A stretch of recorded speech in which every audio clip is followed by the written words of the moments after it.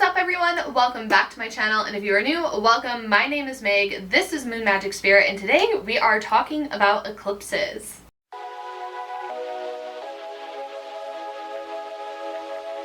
We have entered eclipse season, my friends, so you probably hear a lot of people talking about this online. All the astrologers are popping off about it because it's kind of a big deal. They only propel our destiny, like, it's fine, it's fine, it's fine. So you may be wondering, like, what the hell does this all even mean? This video, we're going to cover that, hopefully answer your questions and get into it. So, the first question, what even are eclipses? We learn about them in school, we hear about them, but what does it mean on an astrological level? Let's find out. Eclipses are special lunations that activate predestined pathways in our birth chart. Let's sit with that for a second because that's pretty cool. Also, on a side note, I recently got Invisalign and I'm not used to talking with all these things in my mouth, so I'm probably going to say things weird. Anyway, when the sun, moon, and earth perfectly align, they propel our destiny forward, often in ways we're not going to expect. Like, eclipses are like, knock knock bitch, like, ready for a shakeup, here we go. And 2025 has been an intense year, so we're kind of like, do we really need a shakeup right now? So anyways, the energy when it comes to eclipse season can be chaotic, abrupt, unpredictable, and it makes eclipses some of the most powerful cosmic events we get to experience. Before I get further, if you're wondering, okay, I know an eclipse, but like, what's an eclipse season? So every month we have two main lunations. We have a new moon, we have a full moon. So in an eclipse season, we'll have that encapsulated. So when we say eclipse season, what we're really talking about is the moons of the month just being in eclipses. So let's get into that. And for my fellow visual learners, there will be a visual learning tool here on the screen for you. So when we have a lunar eclipse, that occurs when the earth moves between the sun and the moon, and it casts a shadow on the moon. So lunar eclipse, the moon has a shadow on it. Now with a solar eclipse, that's when the moon moves between the sun and the earth, and that blocks the sun out on Earth. So a solar eclipse is when Earth has a shadow. A lunar eclipse is when the moon has a shadow.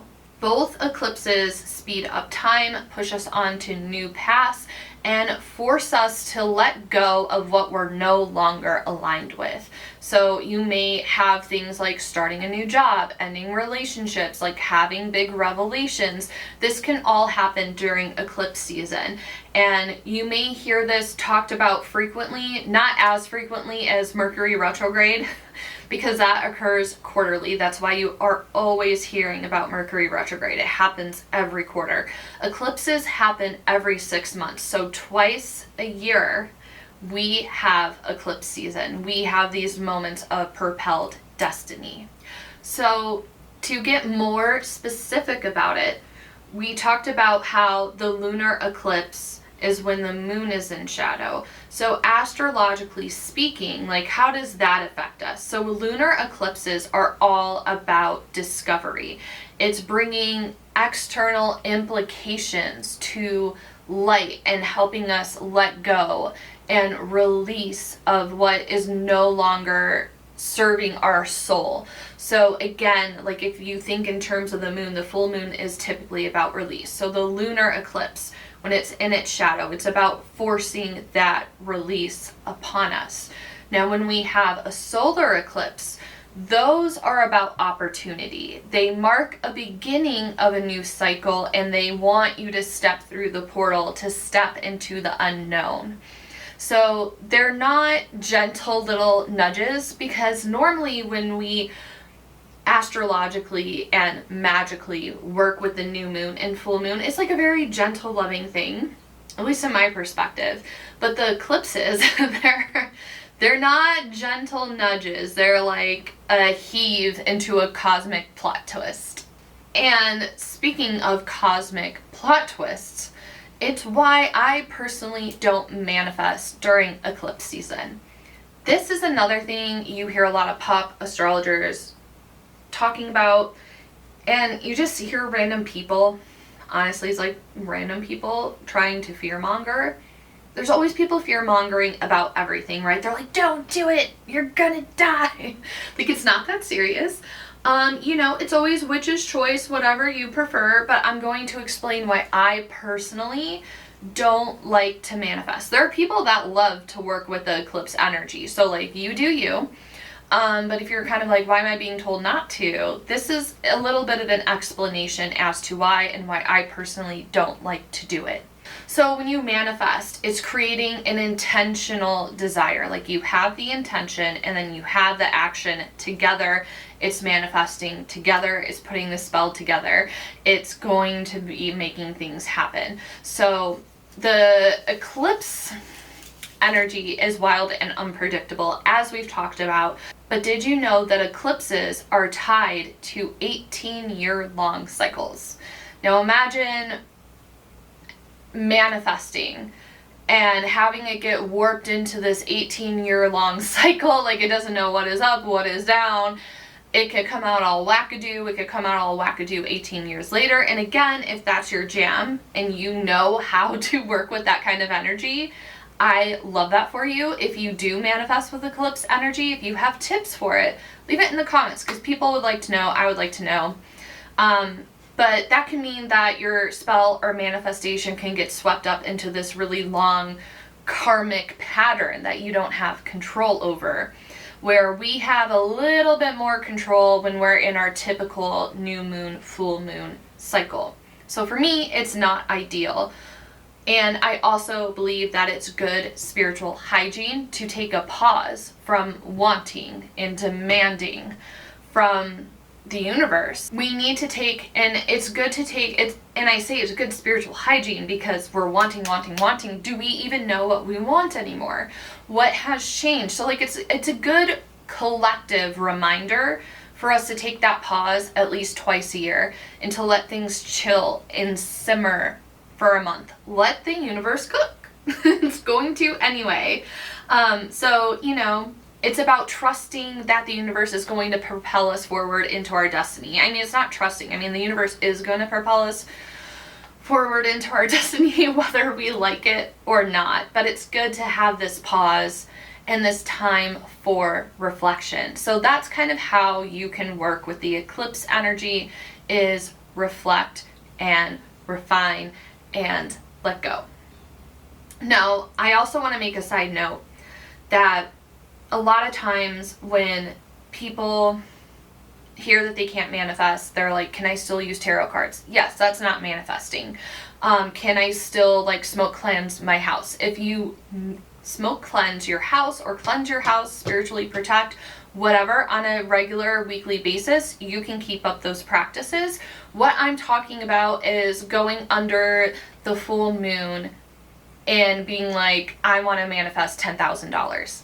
Those kind of things. But if you're doing your small, normal daily practices of leaving offerings out for your ancestors, of doing protection work, of clearing the stagnant energy out of your house, setting a ward to your jewelry, like, that's not what we're talking about here. We're talking about active, big manifesting.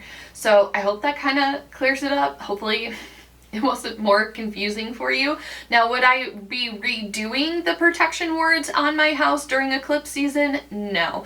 But if my house had icky energy and I wanted to clear that out, would I do it during eclipse season? Yeah, probably, because I'm doing it on a regular basis anyway. So I hope that helped. I don't know. But anyways, this is an ideal time to check in with ourselves, to reassess, like, do I still want what I've been manifesting? How far have I come the last few months? Do I still feel aligned with what I want, or has that changed? What new direction am I going in? And if you want to get really specific with it, you can look up what your nodes are in, your north node and south node, and see what house it's in your birth chart, and look at the themes and then relate that to the characteristics of that sign to like really get specific and checking in on that. And this also really ties into the theme of Mabon. It ties into Libra season, like creating this balance. Like, what do we need to let go of? Like, what abundance have we accrued over the last 6 months? What celebrations have we had? What challenges have we had? What readjustments do we need to make? What are we wanting to change up when we return to our regular manifestation practice in October?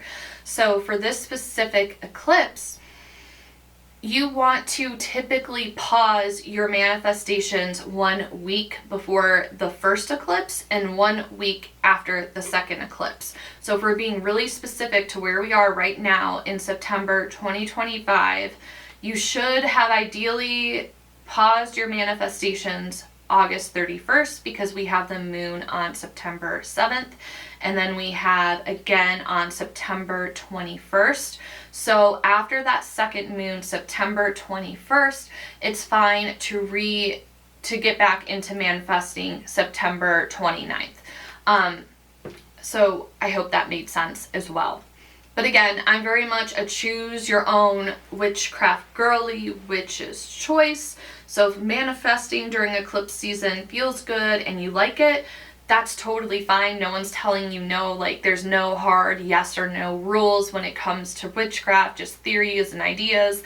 But for me, you know, it's personal preference with this. It's just a time to receive what the universe is going to bring me, which is going to be a plot twist or something. Anyways, so if you're someone that's like, okay, but what do I do if I'm not manifesting?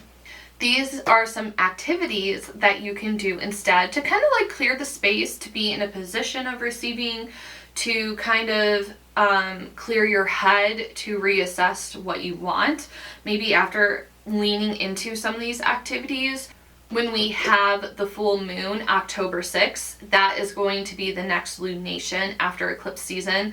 If you are someone that manifests with the moon cycles, October 6th is going to be the full moon. So this can help clear the space in your head to be like, okay, this is what I really want to release and let go of, and restart your manifestation practice. So you can be journaling, reflecting, meditating, spending time out in the garden, pampering yourself, kind of pruning, like pruning your garden, but also like metaphorically pruning, focusing on sleep. Embodiment is going to be huge to getting you through eclipse season. On my Instagram, I'm posting a bunch of reels on tips on how to get through eclipse season, what you should be doing. So embodiment's a big one, yoga, breath work, dancing, like blasting your favorite music and just like dancing around the house. Like, when's the last time you did that? That's always fun. Painting, sitting out in the sun, stargazing, volunteering, donating, studying a new subject. That's something that you can do instead of manifesting. Explore a new area, try a new part of town. Maybe you go on a hike, learn something new. You can decorate your house, right, for all the autumnal vibes. Great time to like clean out your house and decorate and just kind of like give it a nice zhuzh and refresh.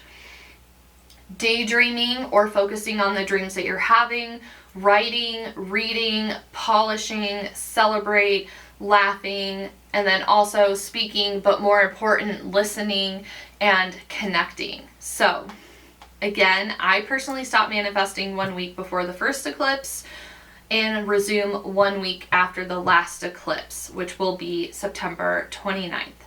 So when we look at eclipse season as a whole, this current cycle falls on the Virgo Pisces axis. So this lasts from 2024 to 2027. So this is a story that we're in. We started a new story last year. So if you're somebody that likes to pay attention to things, to track things, tracking like what's going on in your life, how you're feeling about it, what you've been manifesting, what's been working, what hasn't been working, significant things that pop up during this month, those are things that you can start to track.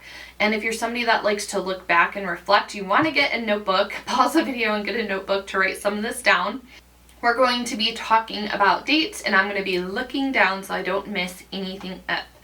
So what you can do is think back to the last time we were in this Virgo Pisces axis, which was March of 2015 to February of 2027.